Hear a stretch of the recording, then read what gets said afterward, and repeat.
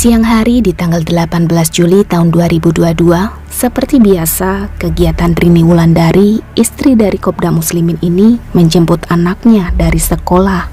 Akan tetapi malang, ternyata memasuki area komplek rumahnya, Rini sudah diincar 4 orang eksekutor yang sedari tadi menunggu. 2 orang menaiki sepeda motor Beat yang bertugas sebagai pengawas, sedangkan 2 orang lainnya berboncengan menaiki sepeda motor Ninja yang bertugas mengikuti motor Rini dari belakang. Begitu hampir sampai di depan rumah Rini, salah satu orang yang menaiki Ninja tadi memuntahkan timah panas, tapi beruntung tidak mengenai Rini. Mereka tancap gas, namun beberapa detik kemudian mereka kembali lagi ke rumah Rini, lalu menembaknya hingga mengenai bagian perut. Rini mengaduh kesakitan sambil berteriak minta tolong. Kopda Muslimin yang kebetulan ada di dalam rumah bergegas keluar rumah menghampiri istrinya. Tak berapa lama warga juga berkumpul mendatangi rumah mereka. Dan Rini pun kemudian dilarikan ke rumah sakit terdekat dengan ditemani sang suami untuk mendapat pertolongan medis.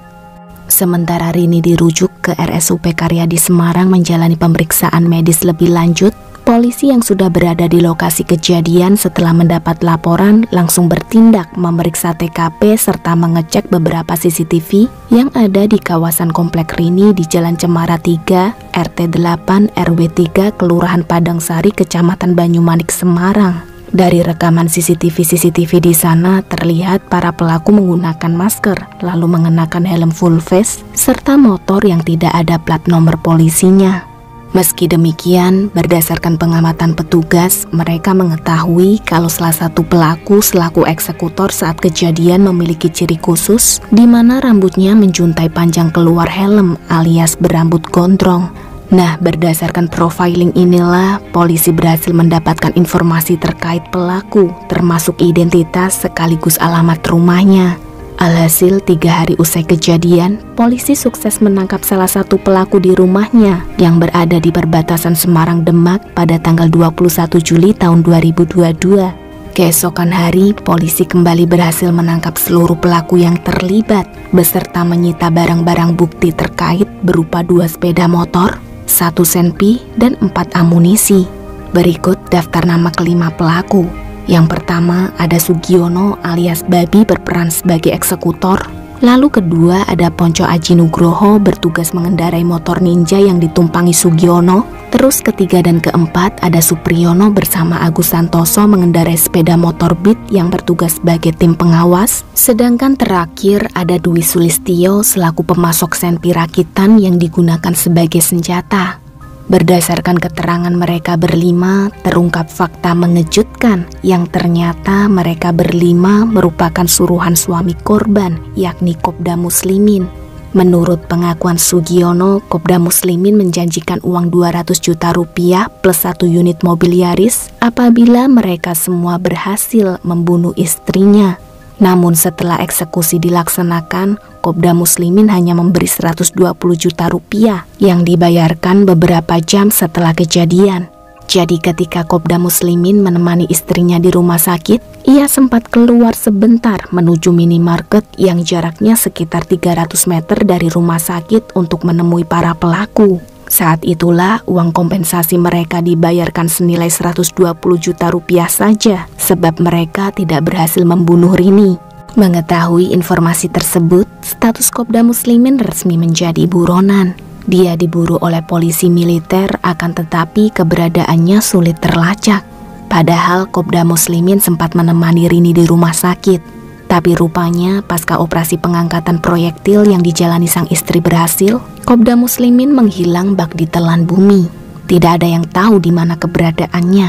Beberapa hari dia juga mangkir dari kerjaan tanpa surat izin. Lantas sebenarnya, apa yang membuat Kopda Muslimin begitu tega ingin mengakhiri nyawa istri sendiri?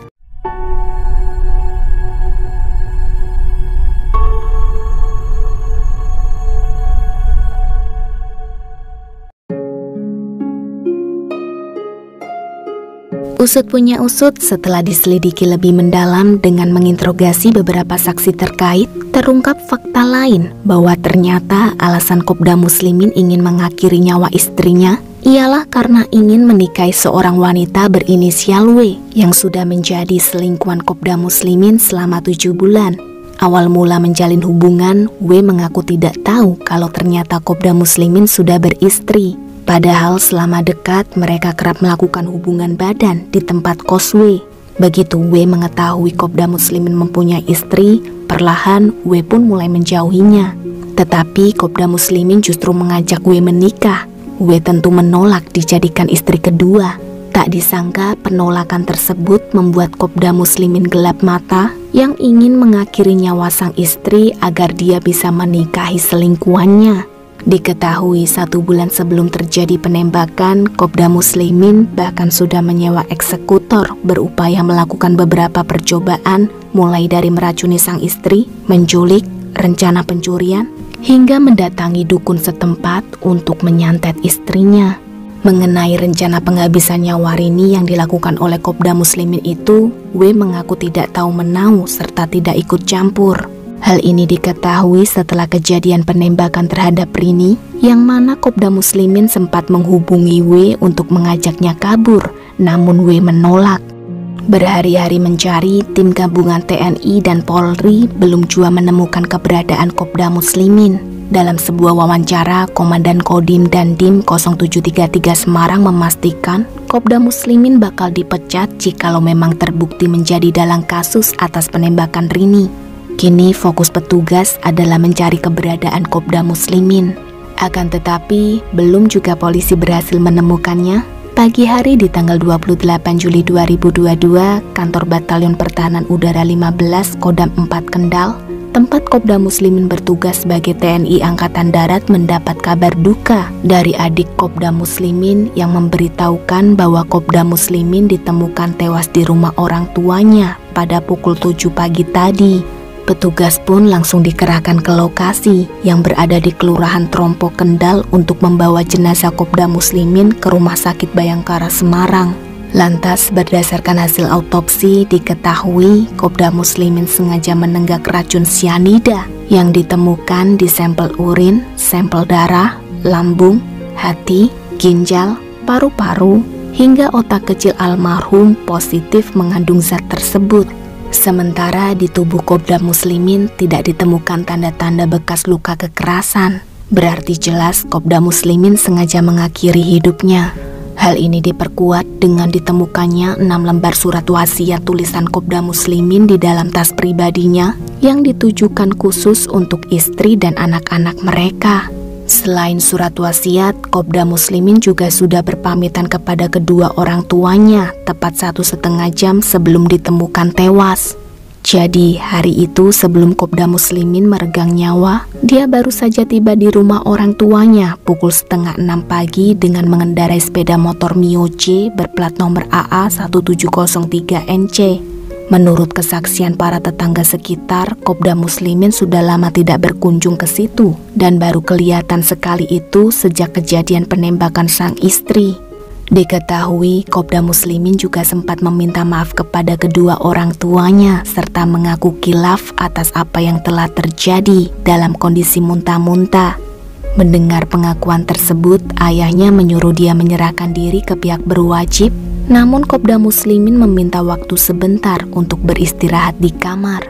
1 jam setelah memasuki kamar, ternyata tubuh Kopda Muslimin sudah ditemukan dalam keadaan terbujur kaku.